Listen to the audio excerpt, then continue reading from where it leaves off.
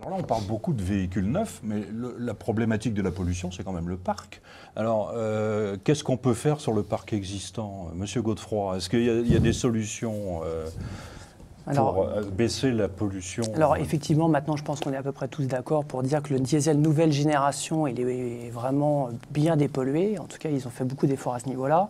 Alors c'est sûr que quand on parle du parc roulant, on parle de véhicules qui ont plus de 7 ans, 8 ans, parce que c'est à peu près le parc roulant. Et nous, notamment dans toutes nos entreprises de distribution auto, on vend à des véhicules et on répare des véhicules de plus de 7 ans, plus de 8 ans. Bon, déjà, on a fait à peu près une analyse, il y a à peu près un tiers des véhicules qui ont moins de 5 ans. Après, il y a un tiers de véhicules qui ont 5 ans à 10 ans et un tiers de véhicules qui ont plus de 10 ans. Bon, déjà, la part d'anciens véhicules a quand même pas mal réduit, surtout en ville en plus, surtout dans les grandes villes. Alors après, effectivement, il existe des solutions parce que la solution technique actuelle, notamment pour dépolluer les véhicules modernes, c'est notamment, on en a parlé, donc, dans le filtre à particules.